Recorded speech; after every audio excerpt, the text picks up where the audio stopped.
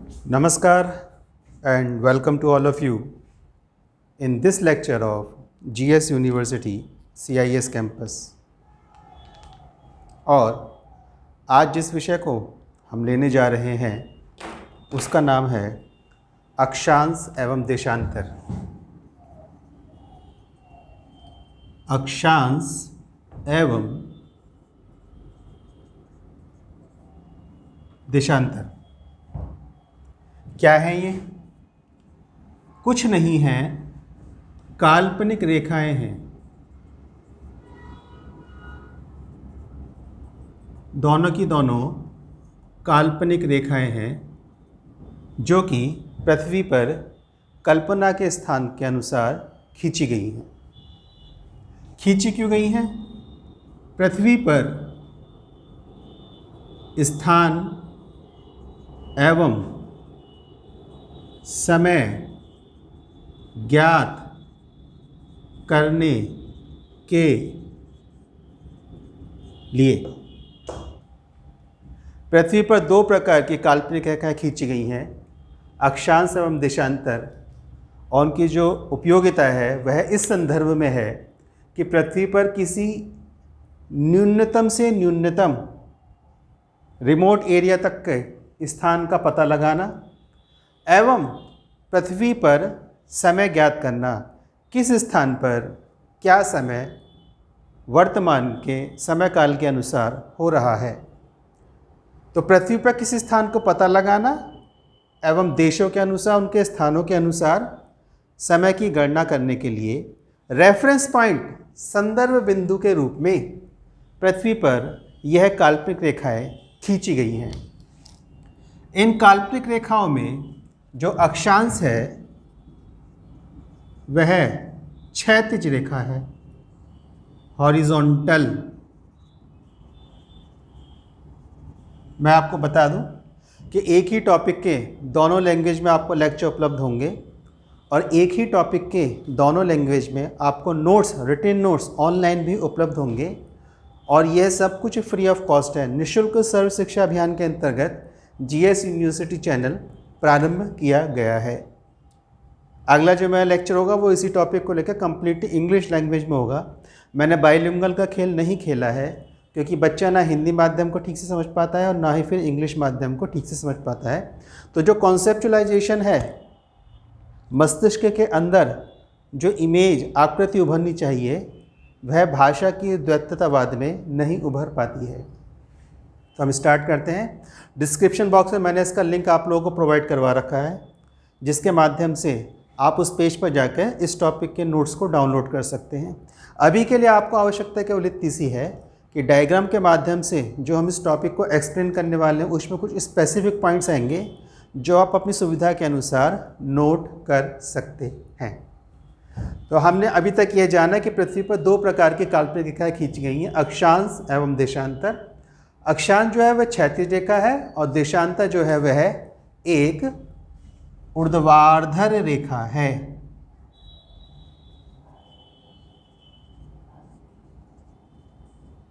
Vertical, अर्थात अक्षांश इस प्रकार से है और यह इस प्रकार से खड़ी रेखा है। देशांतर खड़ी रेखा है और अक्षांश बैठी हुई रेखा है। पहला पॉइंट। दूसरा पॉइंट,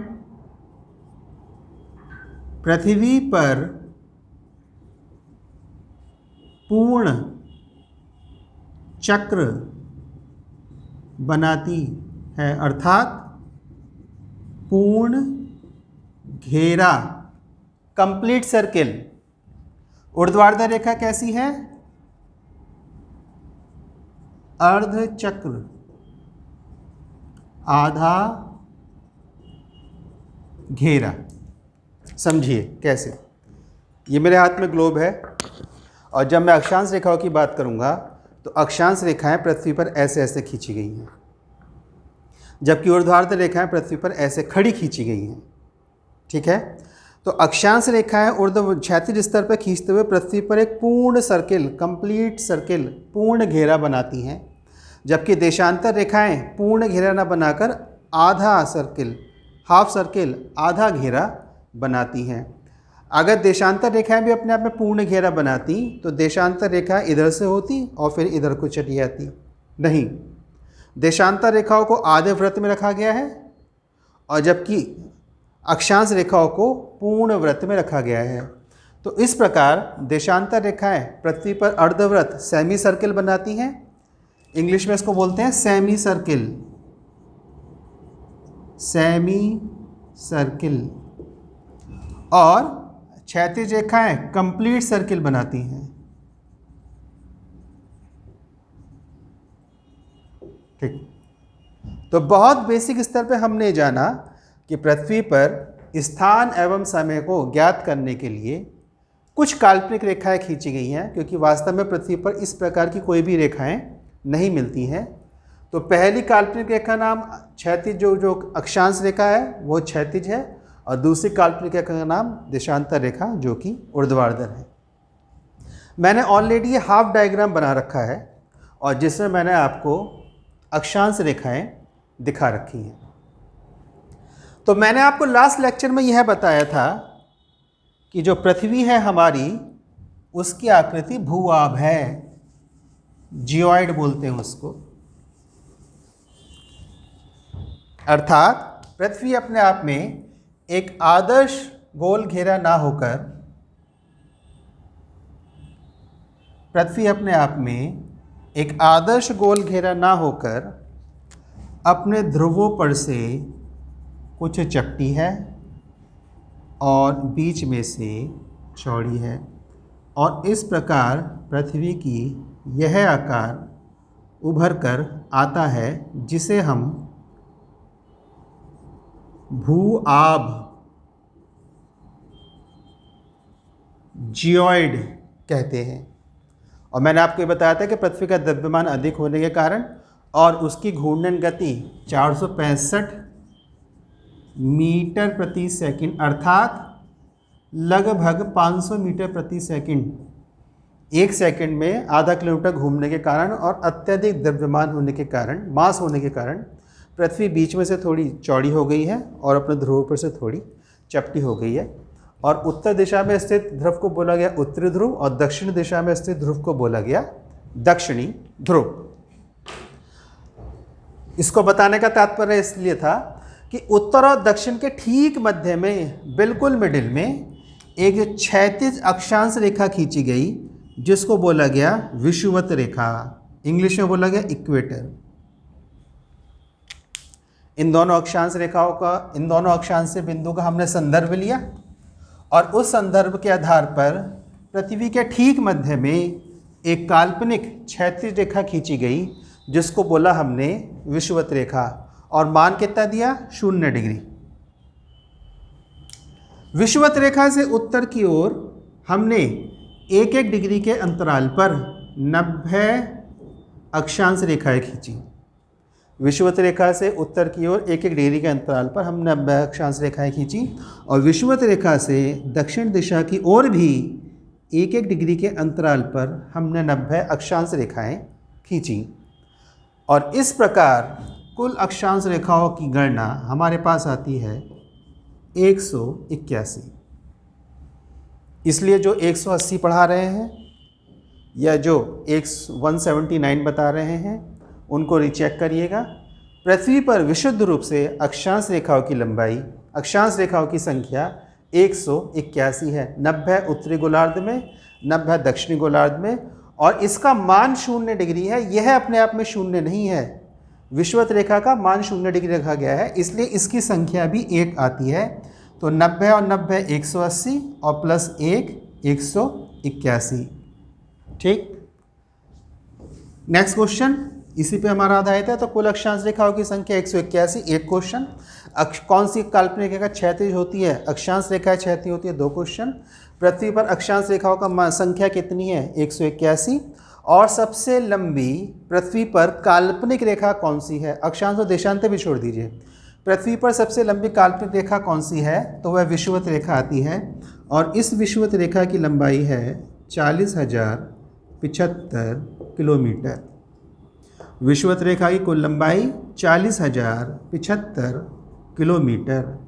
पृथ्वी पर सबसे लंबी काल्पनिक रेखा कौन सी है? तो वह विषुवत रेखा है जिसकी लंबाई है 40,075 किलोमीटर। मान कितना है? 0 डिग्री है। और इस विषुवत रेखा के आधार पर, चूँकि पृथ्वी के बीचों बीच में खींची गई है, मैं आपको रेड पॉइंट से इसको सर्कल करके दिखा रहा हूँ, ये वाली। और इस विषुवत रेखा के आधार पर पृथ्वी को 2 आधे गोलार्धों में विभाजित किया गया। यह पूरा गोलार्ध पृथ्वी, और फिर इसको 2 आधे गोलार्धों में विभाजित करा गया। ऊपर का गोलार्ध कहलाया उत्तरी गोलार्ध, नीचे का गोलार्ध कहलाया दक्षिणी गोलार्ध। तो विषुवत रेखा पृथ्वी को पूर्ण रूप से 2 आधे गोलार्धों में विभाजित करती है। अब सैद्धांतिक रूप से तो मुझे आपको 90 अक्षांश रेखा दिखानी चाहिए थी, लेकिन इतना स्पेस नहीं है, इसलिए मैंने रेफरेंस पॉइंट लेकर एक कंक्लूसिव फॉर्मेट के अंतर्गत आपको समझाने का प्रयास कराया। तो 1 डिग्री उत्तर, 5 डिग्री उत्तर, 10, 20, 40, 60, 70, 80, 90। इसी प्रकार से 5 डिग्री दक्षिण, 10 डिग्री दक्षिण, 15, 35, 60, 70, 85, 90। 1-1 डिग्री के अंतराल पर अक्षांश रेखाएं खींची गई हैं। 2 अक्षांश रेखाओं के मध्य की दूरी 111.2 किलोमीटर होती है, जिसको हमने सैद्धांतिक रूप से 111 किलोमीटर रखा। पृथ्वी पर 2 प्रकार की काल्पनिक रेखाएं, अक्षांश और देशांतर, और इस समय अक्षांश रेखाओं को डिस्कस कर रहे हैं जो कि क्षैतिज स्तर पर खींची गई हैं, और 90 उत्तरी गोलार्ध में, 90 दक्षिणी गोलार्ध में 1-1 डिग्री के अंतराल पर, क्योंकि पूरी पृथ्वी का मान 360 डिग्री है, जो कि पूर्णवृत्त बनाती हैं, इसलिए 90-90 खींची गई हैं। 2 अक्षांश रेखाओं के मध्य की दूरी 111 किलोमीटर। पृथ्वी पर सबसे लंबी काल्पनिक रेखा विषुवत रेखा, और जिसकी लंबाई है 40,075 किलोमीटर। इसी को पृथ्वी की विषुवतीय परिधि भी कहते हैं। विषुवतीय परिधि, पोल इक्वेटोरियल सर्कमफ्रेंस। और इसके आधार पर पृथ्वी को 2 गोलार्ध में विभाजित किया जाता है, उत्तरी गोलार्ध, दक्षिणी गोलार्ध। 1-1 डिग्री के अंतराल पर अक्षांश रेखाएं खींची गई हैं। 2 अक्षांश रेखाओं के मध्य की दूरी 111.2 किलोमीटर सैद्धांतिक रूप से, और आदर्श रूप में हमने जो उसको लिया वो 111 किलोमीटर लिया। और इस प्रकार से प्रत्येक अक्षांश रेखा एक दूसरे से समानांतर दूरी पर स्थित है। प्रत्येक अक्षांश रेखा एक दूसरे से समानांतर दूरी पर स्थित है। और नेक्स्ट पॉइंट क्या, कि विषुवत रेखा से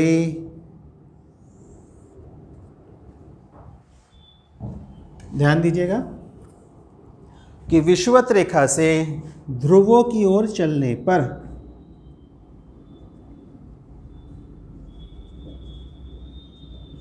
अक्षांश रेखा की लंबाई घटती है। वह कौन सी काल्पनिक रेखा है जिनकी लंबाई विषुवत रेखा से ध्रुव की ओर चलने पर घटती है? तो वह अक्षांश रेखाएं हैं, क्योंकि पृथ्वी अपने मध्य में से सर्वाधिक फूली हुई है और पृथ्वी गोलाकार में है। तो पृथ्वी की आकृति के कारण जब हम विषुवत रेखा से ध्रुव की ओर चलेंगे तो पृथ्वी की गोलाई कम होती चली जाएगी, और उसी गोलाई के अनुसार चूँकि अक्षांशीय रेखा पृथ्वी के चारों पूर्ण वृत्त बनाती हैं, इसलिए वृत्त की लंबाई भी छोटी होती चली जाएगी, और 90 डिग्री उत्तर अथवा 90 डिग्री दक्षिण पर आकर यह एक बिंदु के रूप में परिवर्तित हो जाती है। अर्थात ध्रुवों पर लंबाई 0 किलोमीटर,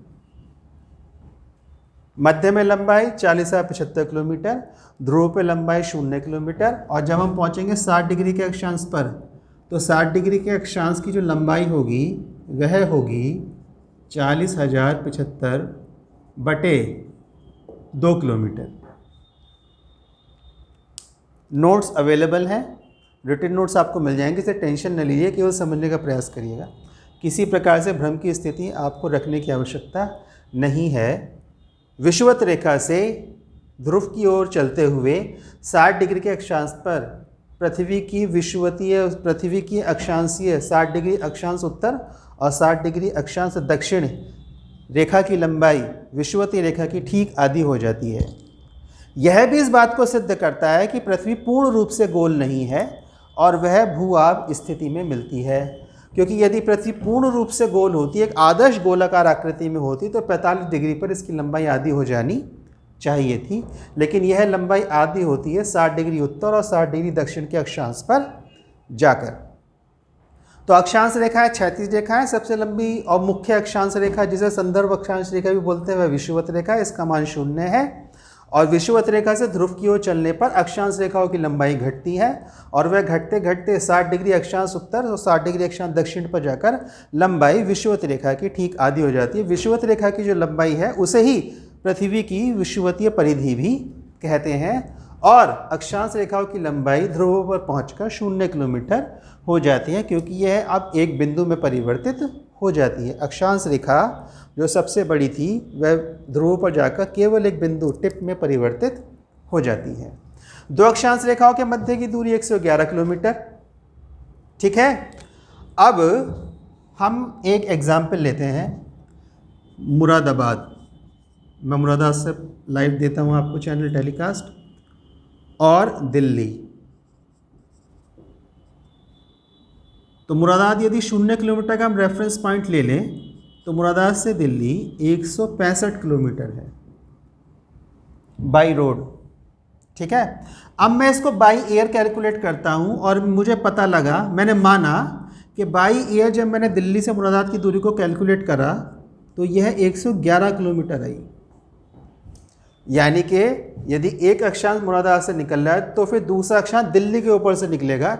इस बीच में कोई भी अक्षांश रेखा हमको नहीं मिल रही है, लेकिन हमें क्या करना है, इन रेखाओं की उपयोगिता ही इस बात पे सिद्ध होती है कि किसी स्थान का और समय का पता लगाना है। अभी हम केवल स्थान को देखते हैं, तो स्थान का समय, स्थान का पता लगाने के लिए 111 किलोमीटर का डिस्टेंस तो बहुत अधिक है। तो अब कैसे करें, तो क्या हुआ, यह जो 111 किलोमीटर का डिस्टेंस था, अब मैं इसको थोड़ा सेपरेट करके दिखाता हूँ आपको। तो मैंने माना कि यह 0 डिग्री की विषुवत रेखा है और यह 1 डिग्री उत्तर का अक्षांश है, और इनके बीच की जो दूरी है वह 111 किलोमीटर है। तो हुआ क्या, इस 111 किलोमीटर को पुनः 60 बार विभाजित किया गया। 111 किलोमीटर को पुनः 60 बार विभाजित किया गया और एक विभाजन को बोला गया मिनट, समय वाला, उसी का नोमेनक्लेचर नामांकन यहाँ पर कर दिया गया है। तो प्रत्येक अक्षांश के मध्य की दूरी को पुनः 60 भागों में विभाजित करा गया और एक भाग को बोलते हैं मिनट। तो मिनट आ गया ये, हमने इसको थोड़ा जूम आउट कर दिया और बड़ा कर दिया, तो मिनट मान लिया ये आ गया ये। तो अब 111 को यदि हम 60 भागों में विभाजित करेंगे तब भी लगभग 1.25 किलोमीटर का डिस्टेंस आ जाएगा, 1.25 किलोमीटर से ऊपर के आएगा। तो बाई एयर अगर आप 1.25 किलोमीटर भी देखेंगे तो डिस्टेंस बहुत हो जाएगा। तो उसको पुनः 60 भागों में विभाजित करा गया और 60 बार विभाजन, और प्रत्येक भाग को बोला गया सेकंड। राइट, दो अक्षांशों के मध्य की दूरी 111 किलोमीटर, प्रत्येक अक्षांश को 60 भागों में विभाजित करा गया, प्रत्येक भाग को बोला गया मिनट, और फिर मिनट को भी पुनः 60 भागों में विभाजित करा गया और उसको बोला गया सेकंड। रिकैप करते हैं, अक्षांश रेखा विषुवतीय, अक्षांश रेखा क्षैतिज रेखा, सबसे मुख्य अक्षांश रेखा विषुवत रेखा, इसके आधार पर उत्तरी गोलार्ध और दक्षिणी गोलार्ध विभाजित करे गए। उत्तरी गोलार्ध में 90 अक्षांश रेखा, दक्षिणी गोलार्ध में 90 अक्षांश रेखा, दो अक्षांश रेखाओं के मध्य की दूरी 111 किलोमीटर और उस दूरी को पुनः विभाजित करा गया मिनट और सेकंड में। और इस प्रकार से हमको पता लग गया कि अब हमारे पास स्पेसिफिक स्पेस या वो निश्चित स्थान कहाँ पर हमको मिलेगा। आप कल्पना कर सकते हैं 111 किलोमीटर का 60 बार विभाजित करा गया तो लगभग 1.25 किलोमीटर का डिस्टेंस आता है। 1.25 किलोमीटर को फिर से 60 बार विभाजित करेंगे तो अब हम नियर बाई एरिया को कैच कर लेंगे। अब ध्यान से देखिएगा, बहुत यहीं पर एक ट्विस्ट है, ठीक है। ये 0 डिग्री की अक्षांश रेखा और हमने कल्पना करके ये 1 डिग्री के अक्षांश रेखा उत्तर की मान ली और हमने इसको पुनः विभाजित करा 60 बार, फिर इसको पुनः विभाजित करा 60 बार, तो मैं मान रहा हूँ कि एक डॉट हमको ये मिल गया कि हमें इस वाले स्थान को पता करना था, ये वाला स्थान हमको मिल गया। लेकिन ये वाला स्थान हमको यहाँ मिला या यहाँ मिला? सारा खेल यहाँ बन जाएगा। यह वाला स्थान हमको यहाँ मिला या यहाँ मिला, यहाँ मिला या यहाँ मिला, यहाँ मिला या यहाँ मिला, कहाँ मिला? क्योंकि ये तो पूरी पृथ्वी पे अपना वृत्त बना रही है। तो अब यहीं से दूसरी काल्पनिक रेखाओं की गणना प्रारंभ हुई और उनको बोला गया देशांतर रेखा। तो एक और काल्पनिक रेखा खींची गई और उसको बोला गया देशांतर रेखा। और मुख्य देशांतर रेखा को बोला गया प्राइम मेरिडियन, प्रमुख याम्योत्तर या प्रमुख देशांतर रेखा, प्रमुख देशांतर या याम्योत्तर रेखा। और फिर इसके आधार पर पुनः देशांतर रेखाएं खींची गई।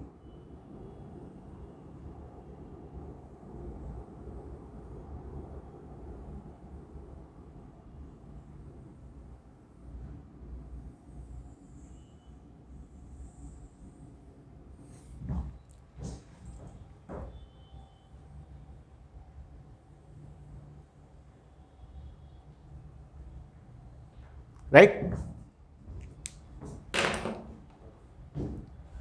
और इस प्रकार से ग्रिड की रचना हम लोगों के सामने निकल कर आती है। तो प्रमुख देशांतर रेखा मान 0 डिग्री, 0 डिग्री, प्रमुख देशांतर रेखा मान 0 डिग्री। और इस देशांतर रेखा के उत्तर में और इस देशांतर रेखा के पूर्वी दिशा में स्थित गोलार्ध को बोला गया पूर्वी गोलार्ध, ईस्टर्न हेमिस्फीयर। और पश्चिम में स्थित गोलार्ध को बोला गया पश्चिमी गोलार्ध, वेस्टर्न हेमिस्फीयर। मैंने एक पूरे लेक्चर में बता रखा है कि पृथ्वी पर कुल कितने गोलार्ध हैं, उन गोलार्धों की रचना या उन सेग्रीगेशन, विभाजन किस प्रकार से किया गया है। आप जाके उसको सर्च आउट करके और देख लीजिएगा। पूर्वी गोलार्ध और पश्चिमी गोलार्ध। अच्छा, ये गोलार्ध केवल यहाँ तक नहीं है, इसके पीछे भी है। उदाहरण के लिए देखिए, तो ये है प्राइम मेरिडियन 0 डिग्री और इसके ठीक पीछे 180 डिग्री की देशांतर रेखा, ठीक है। और इसके ठीक पीछे 180 डिग्री की देशांतर रेखा। तो आधा ये डिवाइड हो गया, आधा ये डिवाइड हो गया। इसको बोला गया पूर्वी गोलार्ध, इसको बोला गया पश्चिमी गोलार्ध। पूर्वी गोलार्ध में कितनी देशांतर रेखा? 180। और पश्चिमी गोलार्ध में कितनी देशांतर रेखाएं? 180। और मैंने आपको बताया था कि देशांतर रेखाएं अर्धवृत्त बनाती हैं, पूर्ण वृत्त नहीं बनाती हैं। और उसका केवल और केवल एक कारण है कि हमने जो रेफरेंस पॉइंट लिया था, हमने अक्षांश रेखाएं देख ली, हमने देशांतर रेखाएं भी देख ली। तो हर देशांतर रेखा को मान दिया गया। सपोज करिए एक ही मान की देशांतर रेखा रहती तो ये इस रेफरेंस पॉइंट को यहाँ भी काटती, एक ही मान की देशांतर रेखा, और फिर वो जाके यहाँ भी काटती। तो फिर कन्फ्यूज़न हो जाता कि इधर फ्रंट वाला रेफरेंस पॉइंट है या बैक साइड वाला रेफरेंस पॉइंट है। इसलिए देशांतर रेखाओं को अर्धवृत्त में रखा गया। और पूर्वी गोलार्ध में इस प्रकार से 180 देशांतर बने और पश्चिमी गोलार्ध में 180 देशांतर बने। और इस प्रकार से कुल देशांतर रेखाओं की संख्या हमारे पास आई 360। लेकिन यह ठीक गणना नहीं है, ठीक कैलकुलेशन नहीं है। जिस प्रकार से हमने विषुवत रेखा को गिना था 1 डिग्री एक मान में, उसी प्रकार से प्रधान देशांतर रेखा या याम्योत्तर रेखा को भी गिनना होगा। तो हमने यहाँ पर 1 जोड़ दिया तो हमारे पास आ गई 361। लेकिन देशांतर रेखाओं की कुल संख्या 360 ही है। लेकिन गणना बताती कि 361 आनी चाहिए। तो इसमें पेच यह है कि दोनों गोलार्धों की, ये 0 डिग्री देशांतर हो गया, दोनों गोलार्ध इसके ठीक पीछे जो 180 डिग्री का देशांतर है वह है रेखा दोनों गोलार्धों के लिए एक ही है, समान।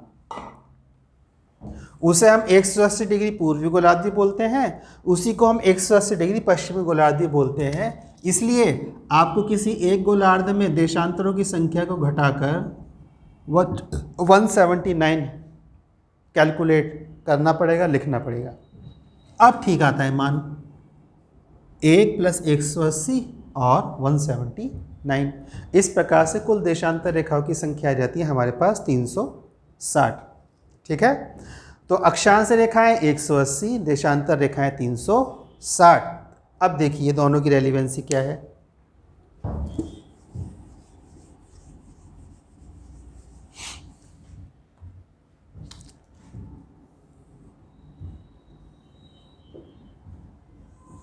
ये अक्षांश रेखाएं हमारे पास और हम इनको पूर्ण व्रत मान रहे हैं। तो किसी एरोप्लेन को उड़ना है और उसको बताया गया कि आपको 15 डिग्री नॉर्थ पर जाना है। ये 20 डिग्री नॉर्थ है और ये 10 डिग्री नॉर्थ है। एरोप्लेन को लैंडिंग करनी है 15 डिग्री नॉर्थ पर। उसकी पहली कैलकुलेशन आई तो उसको बोला गया 15 डिग्री नॉर्थ। अब 15 डिग्री नॉर्थ तो पूरी पृथ्वी पर घूमेगा, 15 डिग्री नॉर्थ पूरी पृथ्वी पर घूमेगा। तब उसको बताया जाएगा कि आपको 15 डिग्री नॉर्थ और 15 डिग्री ईस्ट पर लैंड करना है। 15 डिग्री नॉर्थ, 15 डिग्री ईस्ट, ये जहाँ पर क्रॉस हो गए वहाँ पर आपको लैंड करना है। लेकिन ये डिस्टेंस भी बहुत बड़ा है। कैसे बड़ा है? हमने यहाँ पे देखा दोनों के बीच के मध्य की दूरी 111 किलोमीटर है। इसी प्रकार से विषुवत रेखा पर दो देशांतरों के मध्य की दूरी भी 111 किलोमीटर रखी गई है। लेकिन यह दूरी ध्रुवों की ओर बढ़ते हुए कम होती चली जाती है। देशांतर रेखाओं के मध्य की दूरी समान रहती है, लेकिन अक्षांश रेखाओं के मध्य की दूरी समान रहती है ध्रुवों की ओर बढ़ते हुए, जबकि देशांतर रेखाओं के मध्य की दूरी ध्रुवों की ओर बढ़ते हुए कम होती चली जाती है। और इस प्रकार से यह ध्रुवों पर जाकर 0 किलोमीटर हो जाती है। इसलिए देशांतर रेखाओं को विषुवत मध्य की स्थिति के आधार पर भी पुनः मिनट, जैसे कि हमने अक्षांश रेखाओं को विभाजित करा गया था और फिर सेकंड में विभाजित किया गया है। तो अगर एरोप्लेन को कमांड दी गई 15 डिग्री 31 मिनट, इसको इससे दिखाते हैं 1 डैश से, और 20 सेकंड, इसको डबल डैश से शो करती है। मिनट को सिंगल से, सेकंड को डबल से। तो calculation I 15 degree 31 minute 20 second north. और इसी प्रकार से calculation I 15 degree 25 minutes and 35 second. जहाँ पर ये कैलिब्रेशन अपने आप में क्रॉस करेगी, इंटरसेक्ट करेगी, एक दूसरे को काटेगी, ठीक वहीं पर एयर स्ट्रिप है और आपको उस पर लैंड करना है। और इस प्रकार से उनमें यह कैलकुलेशन फीड करी जाती है। इसलिए आपने बोला होगा, कभी सुना भी होगा, जब एरोप्लेन वगैरह फ्लाई करते हैं, turn 15 degree north, turn 15 degree south, ऐसे करके उनको बोला था, टर्न 20 डिग्री ईस्ट। तो उनको डायरेक्शन दी जाती है और वो उसी कैलकुलेशन पर उसको टर्न अराउंड करते हैं। एक एग्जांपल और ले लेते हैं कि भारत ने बालाकोट में एयर स्ट्राइक करी थी। तो उस एयर स्ट्राइक में जो जैगुआर प्लेन थे उनके अंदर ये जो कैलकुलेशन थी ये पूरी तरह से फिट कर दी गई थी और बताया गया था कि जाफराबाद के इस क्षेत्र में ठीक इस पॉइंट पर ये टेररिस्ट एक्टिविटी कैंप है, लॉन्चिंग पैड, और यहाँ पे जाके एयर स्ट्राइक करनी है। इसी कैलकुलेशन के कारण हमने दुश्मन देश को हानि पहुँचाई, लेकिन वहाँ की जो सामान्य जनता थी उसको हमने सेव कर दिया। अगर इसमें थोड़ी सी भी मिस्टेक हो जाती तो वो एयर स्ट्राइक का जो निशाना था वो गलत हो सकता था और वहाँ की आम जनता को भी इससे हानि हो जाती। तो हमने प्रतिरोध भी लिया और साथ साथ वहाँ की जनता को सुरक्षित भी करा, केवल इस एल्गोरिथम के कारण, केवल इस कैलकुलेशन के कारण। एक रिकैप लेते हैं। तो देशांतर रेखाएं ऊर्ध्वाधर रेखाएं हैं, पृथ्वी पर अर्धवृत्त बनाती हैं। इनकी कुल संख्या 360 है। दोनों गोलार्धों में 180 डिग्री की मान की देशांतर रेखा है वह कॉमन है। इस कारण इनकी कुल संख्या निकलकर 360 आती है। अक्षांश रेखाएं 181 हैं। अब क्वेश्चन के रूप में इसको रिवाइज करते हैं। कौन सी काल्पनिक रेखाएं हैं जो विषुवत रेखा से ध्रुव की ओर बढ़ते हुए उनके बीच की दूरी कम होने लगती है? वह देशांतर रेखाएं हैं। और इसके साथ साथ वह काल्पनिक रेखा जिनके बीच की दूरी कम नहीं होती वह अक्षांशीय रेखाएं हैं। अक्षांश रेखा में सबसे लंबी या पृथ्वी पर सबसे लंबी काल्पनिक रेखा विषुवत रेखा है। इसके ठीक विपरीत सबसे छोटी काल्पनिक रेखा उत्तरी ध्रुव की अक्षांशीय या दक्षिणी ध्रुव की अक्षांशीय रेखा है। विषुवत रेखा पर देशांतर रेखाओं के मध्य की दूरी भी 111.2 किलोमीटर, जिसको हम आदर्श रूप में 111 किलोमीटर ले लेते हैं। और विषुवत रेखा से ध्रुव की ओर बढ़ते हुए अक्षांश रेखाओं के मध्य की दूरी कम होने लगती है। यह दोनों रेखाएं जिस प्रकार से जिस एक बिंदु पर जाकर एक दूसरे को इंटरसेक्ट करती हैं, उसी आधार पर हम किसी स्थान का पता लगा सकते हैं। अर्थात किसी स्थान का पता लगाने के लिए हमें वहाँ का अक्षांशीय मान मिनट और सेकंड के साथ और देशांतरीय मान मिनट और सेकंड के साथ ज्ञात होना चाहिए। तो इस प्रकार से अक्षांश और देशांतर रेखाओं का पृथ्वी पर एक ग्रिड बनता है, जिसके आधार पर हम पृथ्वी पर स्थान और समय की गणना करते हैं। तो अभी हमने स्थान की गणना करी है और नेक्स्ट लेक्चर में हम लोग देखेंगे कि देशांतर रेखाओं के मान के आधार पर पृथ्वी पर समय की गणना किस प्रकार से करते हैं। और इन्हीं के आधार पर पृथ्वी पर अलग अलग टाइम जोन बने हैं। भारत ने भी अपना टाइम जोन इन्हीं देशांतर रेखाओं के आधार पर लिया है। तो अभी के लिए जय हिंद, वंदे भारत।